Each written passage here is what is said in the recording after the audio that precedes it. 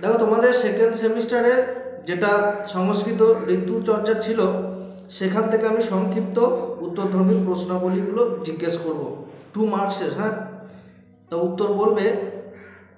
বেশ, প্রথম প্রশ্ন তোমাদের, ঋতুচর্চা কোন গ্রন্থ থেকে সংকলিত, সেই গ্রন্থের বৈশিষ্ট্য কি?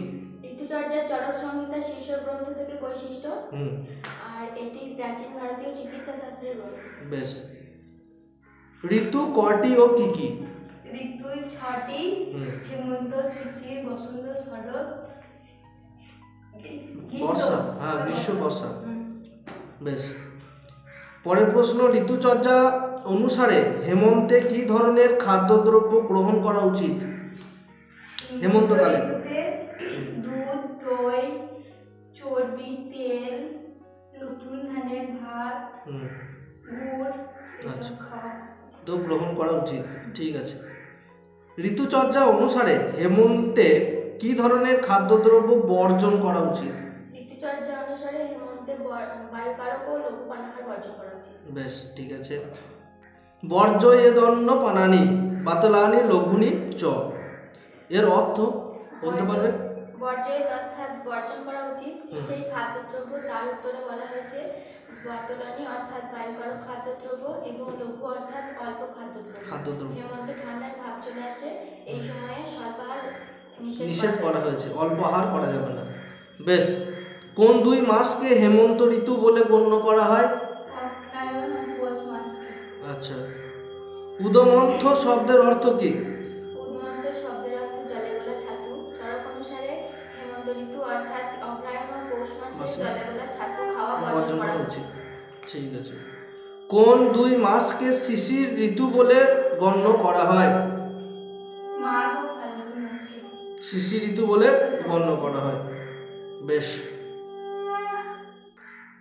হেমন্ত শিশিরও তুল্য শিশিরও অল্পং বিশেষণম, তাৎপর্য ব্যাখ্যা করো।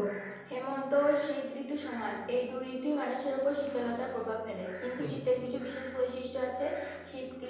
শীতকাল চলে এলেই বাতাসে রুক্ষতা চলে আসে এবং বাতাসে রুক্ষতা চলে আসে, মেঘ বায়ু ও বৃষ্টি বেশি হওয়ার কারণে শীত বেশি হয়। ঠিক আছে। শীতকালে কেমন খাদ্যদ্রব্য বর্জন করা উচিত? শীত ঋতুতে ঝাল, তেতো ও কষ্টের স্বাদের এবং বায়ুকারক ও ঠান্ডা পানাহার বর্জন করা উচিত, এবং শুধু তাই নয়, স্বল্পাহারও বর্জন করা উচিত। হ্যাঁ। আদানকাল কাকে বলে? আদানকাল একটি বছরকে 6টি ভাগে ভাগ করা হয়েছে, আর একটি ভাগ হলো ঋতু। এর মধ্যে শিশির, শিশির, বসন্ত, গ্রীষ্ম, উত্তরায়ণ কাল হলো আদান কাল। সূর্য নিজের কিরণকে পৃথিবীর ওপর পৃথিবী থেকে রস আদান বা গ্রহণ করে বলে, এটা আদান কাল বলা হয়। ঠিক আছে। বিসর্গকাল কাকে বলা হয়? একটি বছরকে 6টি ভাগে ভাগ করা হয়, এর একটি ভাগ হলো ঋতু। এর মধ্যে বর্ষা,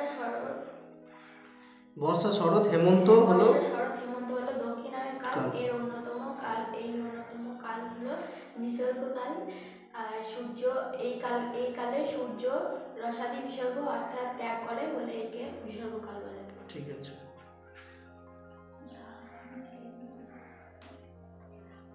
এরপরে কোন 2 মাসকে বসন্ত ঋতু বলে গণ্য করা হয়?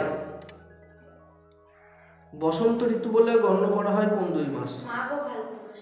না, চৈত্র ও বৈশাখ মাস। চৈত্র ও বৈশাখ মাস। ঠিক আছে। কোন 2 মাসকে গ্রীষ্ম ঋতু বলে গণ্য করা হয়? হ্যাঁ, জ্যৈষ্ঠ আর আষাঢ়। কোন 2 মাসকে বর্ষা ঋতু বলে গণ্য করা হয়? শ্রাবণ ও ভাদ্র। বেশ, বর্ষা ঋতুর অপর নাম কি? প্রাবিট। কোন 2 মাসকে শরৎ ঋতু বলে গণ্য করা হয়? আশ্বিন ও কার্তিক। লাস্ট প্রশ্ন ধরবো, তোমাদের 28টা 2 নম্বরের এসে কি প্রশ্ন হয়ে যাবে। তাহলে লাস্ট প্রশ্ন হচ্ছে, কোন ঋতুতে পিত্তের প্রকোপ দেখা দেয় আর পিত্ত প্রশমনকারী একটি খাদ্যের নাম বলো। বলো। শরৎ ঋতুতে পিত্তের প্রকট দেখা যায়। এই পিত্ত প্রশমনকারী একটি খাদ্যের নাম হলো মিষ্টি খাদ্য। মিষ্টি ফল, যে ফলগুলো মিষ্টি সেগুলো, আম টাম হতে পারে, কোনো অসুবিধা নেই। এরপরে তোমাদের কিন্তু পড়া থাকবে বর্ণনাধর্মী প্রশ্নাবলী, আমি কয়েকটা দাগ দিয়ে দিচ্ছি, সেগুলো কিন্তু করবে, ঠিক আছে? পরের দিনে কিন্তু আমি এই বর্ণনাধর্মী কিন্তু আমি উত্তর ধরবো, এক এক করে কিন্তু আলাদা আলাদা সব প্রশ্নের উত্তর দিতে হবে। আজকে এই অবধি থাকলো, বেশ।